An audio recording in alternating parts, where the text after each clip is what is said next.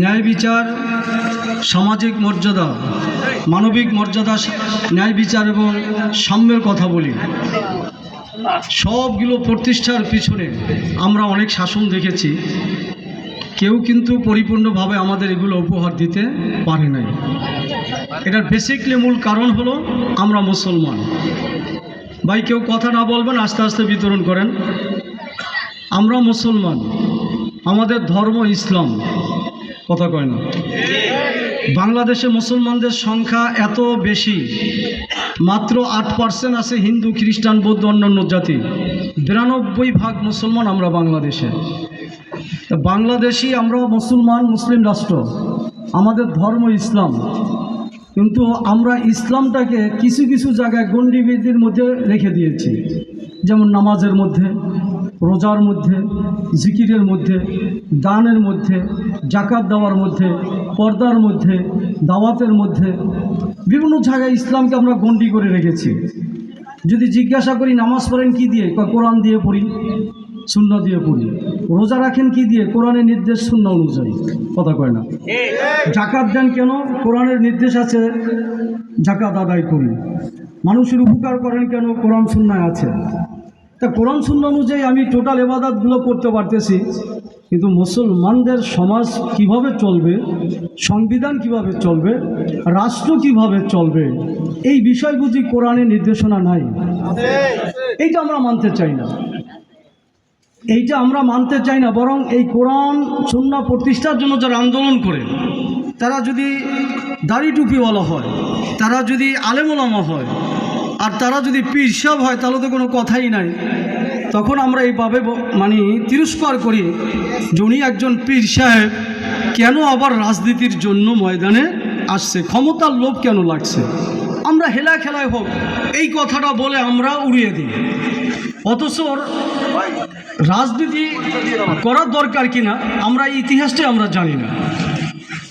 যদি জিজ্ঞাসা করি, এখানে হাজার হাজার না লক্ষ লক্ষ নয় কোটি কোটি মুসলমান আছে, লক্ষ লক্ষ ছাত্র আছে, কোটি কোটি যুবক আছে। যদি জিজ্ঞাসা করি রাসূল সাল্লাল্লাহু আলাইহি ওয়াসাল্লাম রাষ্ট্রপ্রধান ছিলেন কিনা, রাষ্ট্র চালিয়েছেন কিনা, সবাই উত্তর দিবে রাষ্ট্র চালিয়েছে। আপনারা কারা কারা বিশ্বাস করেন রাসূল সাল্লাল্লাহু আলাইহি ওয়াসাল্লাম রাষ্ট্র চালিয়েছেন? জানেন কারা কারা, একটু হাত উঠান তো। রাষ্ট্রপ্রধান ছিলেন রাসূল সাল্লাল্লাহু আলাইহি ওয়াসাল্লাম 632-এ ইন্তেকাল করেছেন। 632-এ মাশওয়ারার ভিত্তিতে খলিফাতুল মুসলিমিন নির্ধারণ হলো, রাষ্ট্রপ্রধান হলেন হযরত আবু বকর রাদিয়াল্লাহু তাআলা আনহু। 634-এ ইন্তেকাল করলেন। 634 ইন্তেকাল করার পরে যিনি দ্বিতীয় খলিফা হলেন, তেনার নাম হলো হযরত ওমর রাদিয়াল্লাহু তাআলা আনহু। জানেন আপনারা দ্বিতীয় খলিফা হযরত ওমর রাদিয়াল্লাহু তাআলা আনহু, যিনি ইসলাম কোরআন সুন্নাহ অনুযায়ী রাষ্ট্র পরিচালনার মধ্য দিয়ে, আদর্শ রাষ্ট্র পরিচালনার মধ্য দিয়ে আস্তে আস্তে তার পরিধিটা বাড়তে বাড়তে তার জীবদ্দশায় অর্ধ পৃথিবী শাসন করেছেন মদিনায় বসে। সুবহানাল্লাহ বলবেন না?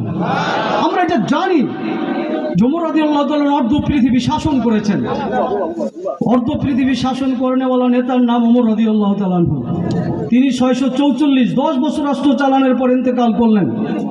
644-এ হযরত ওসমান রাদিয়াল্লাহু তাআলা আনহু রাষ্ট্রপ্রধান হলেন। 656 পর্যন্ত 12 বছর রাষ্ট্র চালিয়েছেন, অর্ধ পৃথিবীর বেশি। সুবহানাল্লাহ বলবেন না?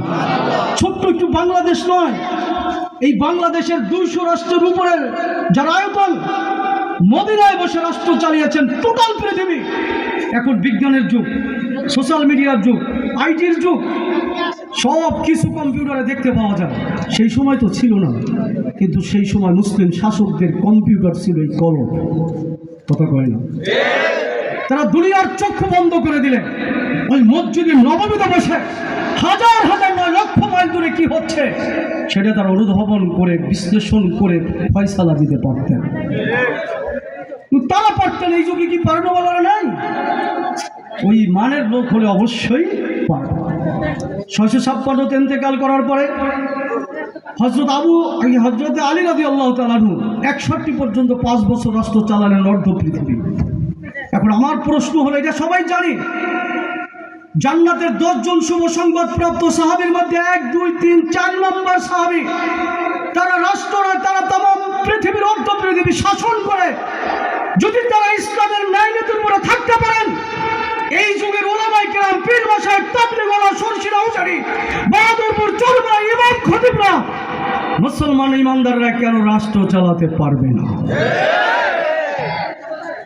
এই জন্য সমস্ত আউলিয়া কিরাম, বুজুর্গানে দিন আজকে